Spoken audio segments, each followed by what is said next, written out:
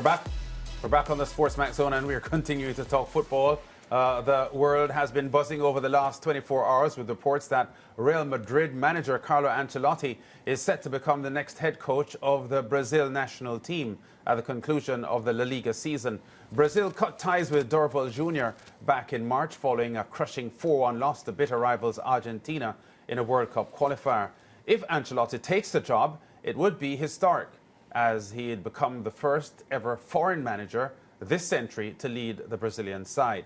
Joining us now to talk more about this developing story, our international football correspondent, Juan Giarango. Juan, welcome to the SportsMax Zone. This isn't a news story, but we are getting closer, apparently, to it becoming official, Juan.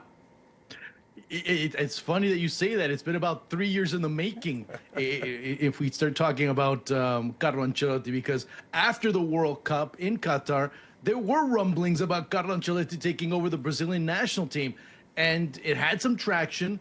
It became a frenzy when the president of the CBF, Reginaldo Rodriguez, ended up saying, yes, Carlo Ancelotti is going to be the coach of Brazil after the season ends.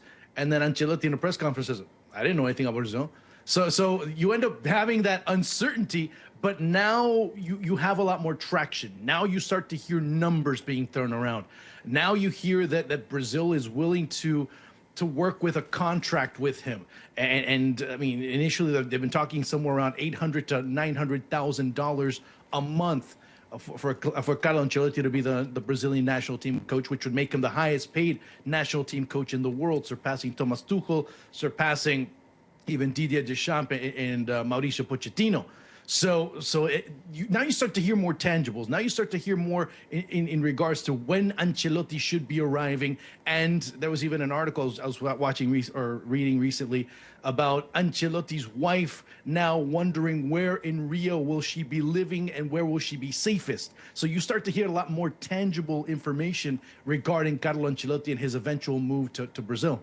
Yeah, talk to us quickly, Juan, about the culture of Brazilian football and the pride and the ego that Brazilians have about their game, and the fact that non-Brazilians don't manage a Brazil team. It reminds me of when Sven-Göran Eriksson, the Swede, took over as England coach back in 2001, when England weren't accustomed to non-Englishmen being managers. It's a similar story here, because Brazilians believe, generally speaking, that they are the home of football, and the manager of the national team should be a Brazilian.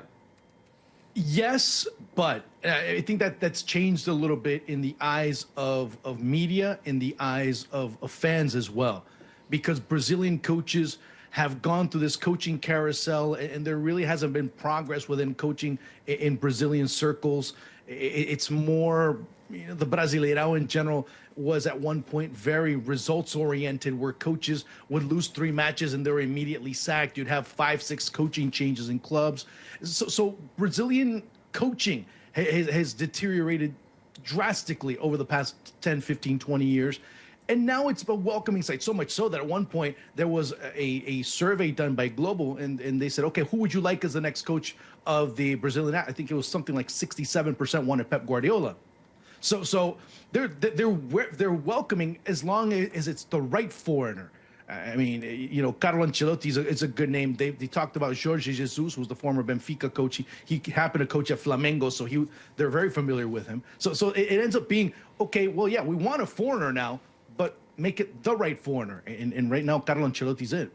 Yeah. Is he really it, though, Juan? And I'm thinking about, because of the state that, he's leaving Real Madrid, and not that he's leaving Real Madrid in a very bad state, but when we think about them, winning La Liga competitions, really, really fighting for Champions League. They got knocked out of the Champions League, actually, by Arsenal. They lost the Copa del Rey to Barcelona.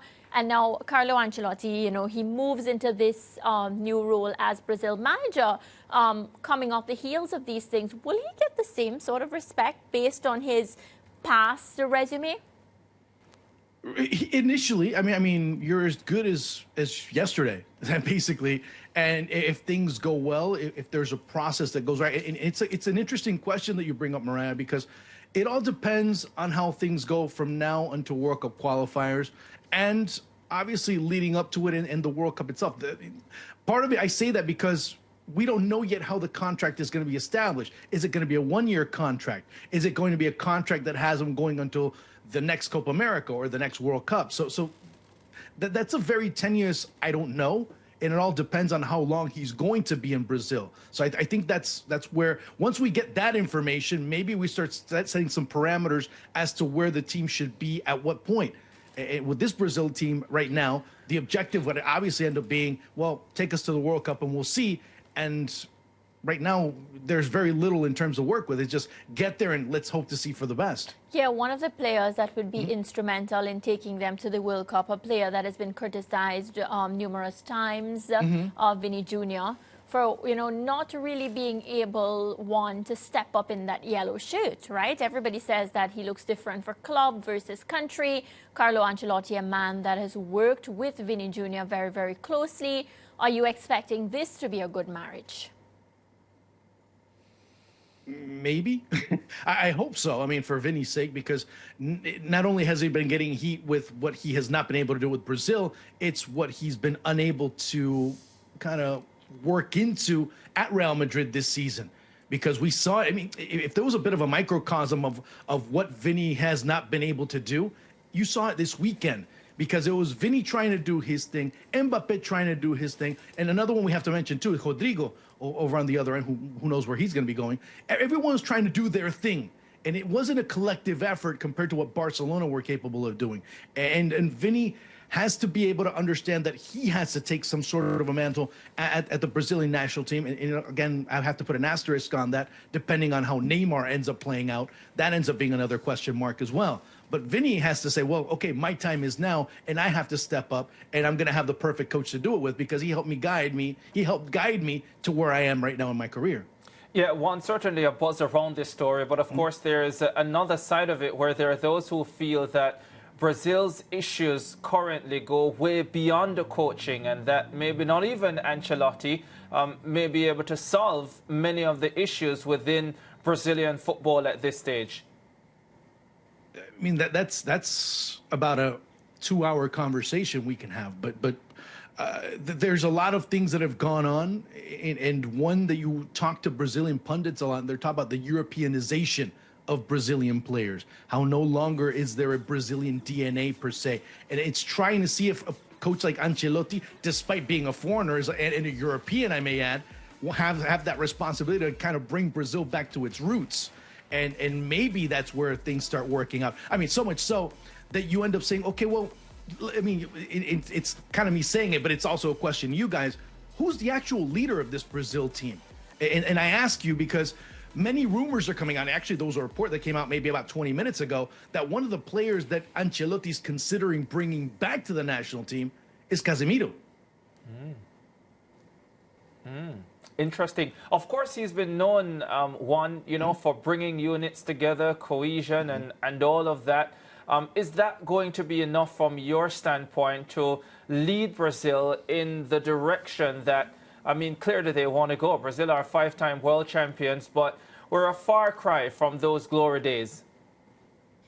I mean, despite them being a far cry from the glory days, the obligation of competing and having the obligation to go and fight and possibly win it is always going to be there. And I think that's the biggest problem. Right now in Brazil, we don't know if the problem is the obligation or them now wearing a red kit as their second kit. I mean, there's a lot of things that are going on.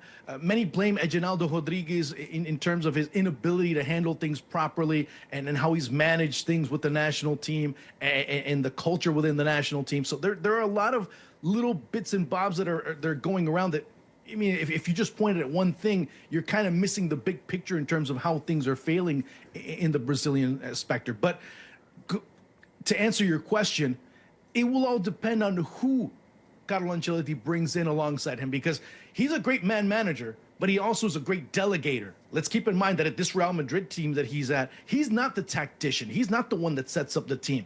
It's his son, David Ancelotti. And there's talk in Spain that Davide wants to go his own way and maybe start going and seeing if he has a chance as a head coach somewhere. So it all depends on who he brings in and how that structure is set up for him to be able to establish something rather quick, I may add. Yeah, let me put it to you this way, Juan. Are you sold on this Carlo Ancelotti potential appointment as Brazil manager? I am, but not in the way you might think. I am because of there's nothing else in Brazil. I mean, the last coach that was effective was Chichi. He was the last one that was able to really bring out the best of the Brazilian national team. You're not going to get that out of Dorival Jr. You're not going to get that out of basically anyone. One that was actually just hoping one day to be able to become the coach was Renato Gaúcho, who was the coach of Grêmio at one point. Well, Grêmio for the 5th time. So just might be saying, you know, he was the coach of the team for a 5th time. It shows you the problems that are existing in Brazilian football right now. So you have to bring in someone with fresh ideas. And right now, at this stage in Brazilian football, the one with fresh ideas happens to be Carlo Ancelotti. Yeah, and Juan, there's a story surfacing in the past hour that there is an issue with Real Madrid having a bit of a conflict, you might call it, with Ancelotti going to take up the Brazil job in June when they don't want him to leave before the Club World Cup. Is that something potentially being a deal breaker or anything? Right now, you can look at Ancelotti as on the Titanic, but he sees the iceberg real nearby. And I mean, let me put it to you this way. Going into the last portion of this season, he's not going to have Mendy. He's not going to have Rudiger. He's not going to have Militao. He's not going to have Camavinga. He also doesn't have Raúl Asensio and Vallejo are basically the 2 central defenders from here on out. David Alaba was also he's out for the rest of this season as well. He hasn't. They basically didn't get anyone for the last 2 winter transfer markets. Florentino Perez has kind of cut things down a little bit in terms of making the squad stronger, and he's kind of gone and brought in the prima donna, the star, the Galactico, if you will. And Carlo Ancelotti's at this point seeing a dressing room that's slowly falling apart, an institution that's not really helping them forge together and really establish a team that's going to be competitive in all fronts. So he's like, well, maybe it's time for me to go, because not only do I have a good opportunity to earn the money I'm earning right now, but I'm going to continue earning it, basically being a national team coach and not being at this age of my career, at this point of my career, to continue going at the rate I'm going right now. I could do it with Brazil at a much slower pace. All right, Juan, we're going to leave it there. We're going to watch the story and see when it unfolds as a reality, because as you have mentioned, it's been around for a couple of years.